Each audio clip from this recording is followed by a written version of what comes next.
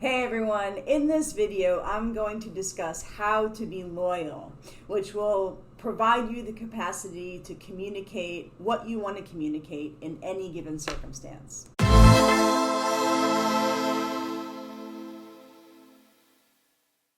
I post a new video every single week, mainly on Fridays, called Fridays with Fidelman, on the topics of codependence and trauma healing. So please click the bell icon so that you can get notified of all of my new videos. And all right, here we go with the video.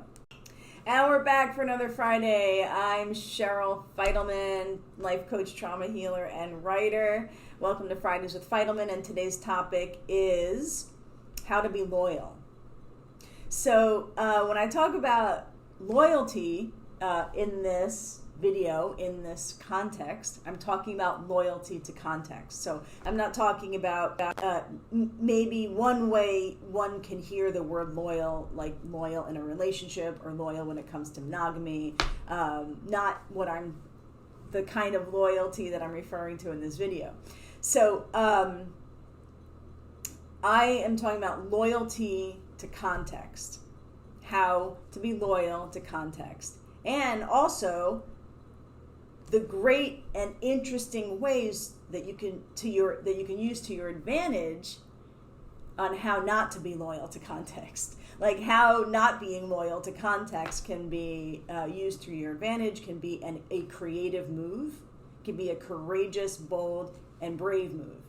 So first, let's talk about what is context in the way that I'm referring to it. So context would be like circumstances, terms, interpretation, environmental factors. I wrote down a bunch of things: agreements, objects, entities, frames, resources. That create or frame an experience for assessment, interpretation, understanding. And context can shift. And without us even knowing it or being aware of it, but when we start to pay attention to the context that we're in, we can actually feel the weight of it. Context has weight. It has texture. Paradigm has weight. And it has texture. When we start to notice how our body feels in different circumstances with different people, how do you contort yourself to the context at work? How are you loyal to the context at work? How are you loyal to the context and the role that you play at home or in your relationship or in your family, right? So we walk into a context and then we become a particular role because we're loyal to context. Now, when you start to become aware of the role that you're playing in that context and why you're playing that role, then you can go, oh, this is the context, this is the role that I'm playing. Why don't I shift my role within the context? Why don't I even make a move to shift the context? Because also the other thing about context, and if this gets too abstract or too strange, I'm not saying this clearly enough, please email me, please comment, and I would love to flesh this out, because I think that we are so loyal to context, consciously and unconsciously, that we move through life playing these roles that we think we have to play. And also, we move through life communicating that which we think. We move through life communicating only the things that we think the context will allow us to communicate. In other words, you find yourself communicating a particular way at work. You're communicating a particular way in your relationship with your family because you're like, well, my family can't hear this thing that I want to say, so I won't even say it. Or my partner won't be able to hear it. They won't understand it. They won't get it. And that's the context of the relationship. What we think other people can hear and receive creates the context of the relationship and the role that we're playing and our languaging with that person. So where are you contorting yourself because you think there's a particular context? And the other thing that's interesting about context is we may think there's a particular context and then somebody else in the same context thinks it's a different context.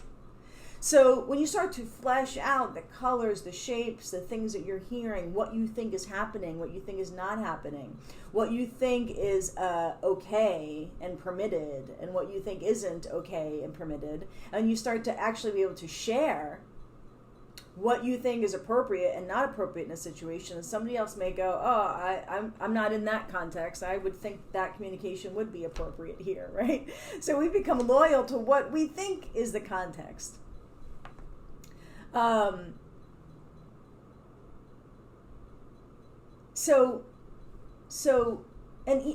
when we can speak to what there's so much shadow here, guys. I'm sorry, because I had to work. I had started the video. I take a break and come back, and this is darker out now, so I have to use all this other lighting.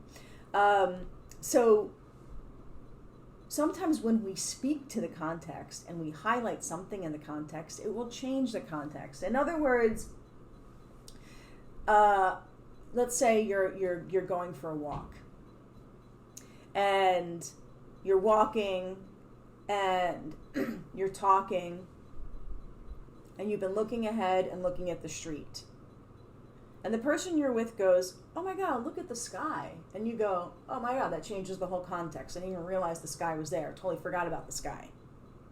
And you go, it changes the context. I feel like I'm in a bigger space now. I feel like I'm closer to nature. I feel like, oh wow, I'm smaller because I'm in this wider context because I see the sky, right? Because also, that's kind of an interesting analogy when it comes to context, because sometimes when we think the context is what it is, it's because we're looking at such a small piece of the pie, right? In that example, we're looking at just the sidewalk and the person next to us, and the sidewalk and the person next to us, and then all of a sudden we go, oh my God, there's trees and there's a sky.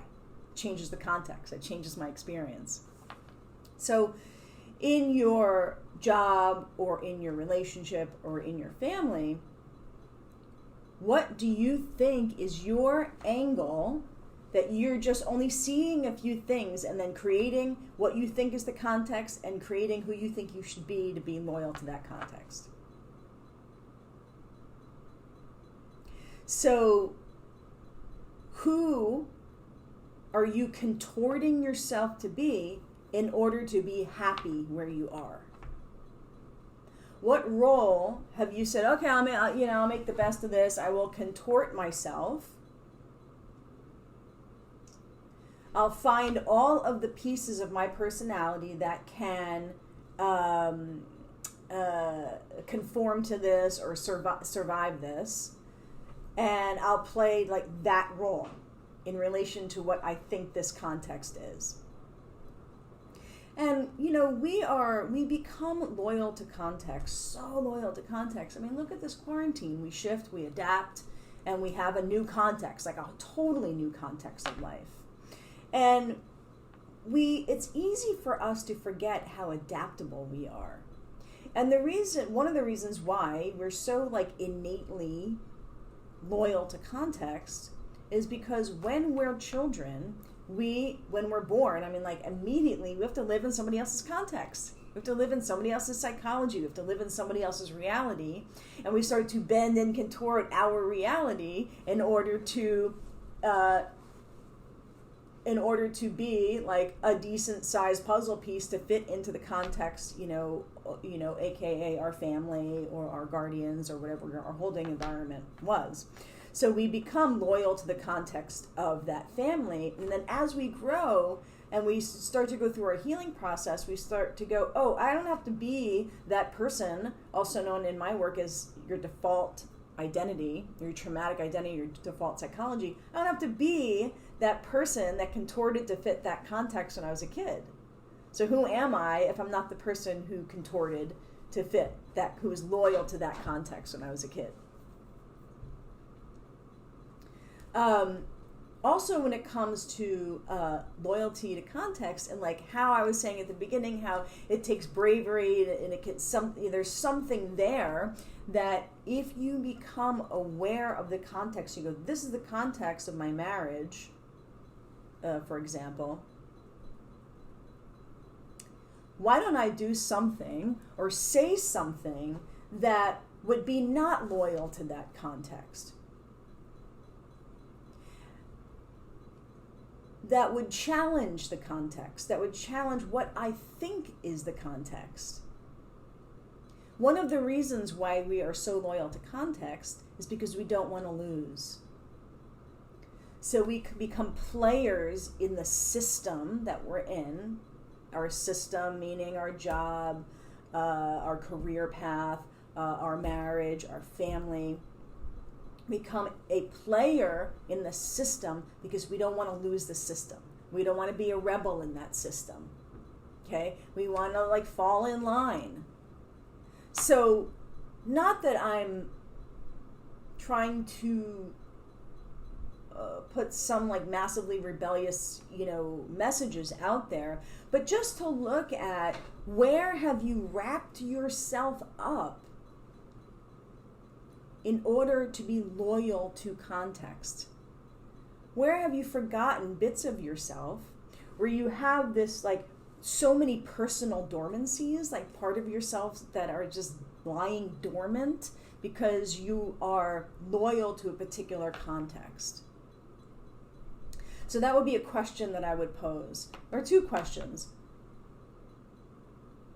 What are some parts of yourself that have been lying dormant because you are loyal to a particular context and you think those parts of yourself wouldn't fit, or there'd be no room for them? And then also,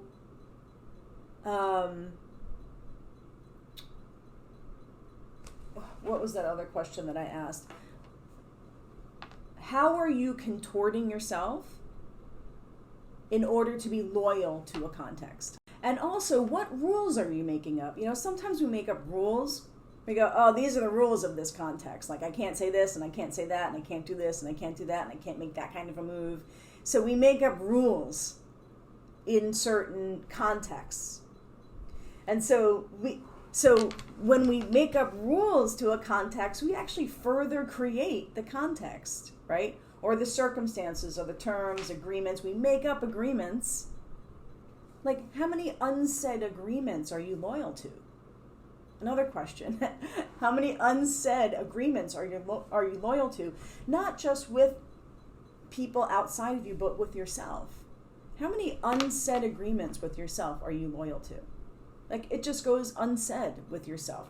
Don't say that, don't do that, don't take that risk. My feelings are hurt, don't say anything about it. Put a smile on your face. Feel something inside, but then have your face look some other way, like you're not feeling that thing, right? How many unsaid agreements do you have with yourself? Because there's a particular context within you that you live in. And usually that has something to do with what you think of yourself, what you think is appropriate, how you think it's appropriate for you to act, what you should do with your time and what you shouldn't do with your time, and really how happy you should be, right? Sometimes it's I'll be this happy. Okay, fine. I don't have to be any happier than that. So, what are the unsaid agreements that you have with yourself for the context of your life? All right, I've said a lot. Thank you so much for listening to my thoughts, theories, and rants. We have Masterclass number 10, Trauma to Truth Masterclass number 10, live in the Facebook group next week. It's our final Masterclass, and then it's free. And then I've come up with some super exciting follow-up stuff after that Masterclass, and I'm just so enjoying the amazing engagement, people sharing about their lives, and people working and healing and really raising their game during this time of quarantine, raising the healing. Thanks, guys. Please don't forget to subscribe to my channel. Have an awesome weekend.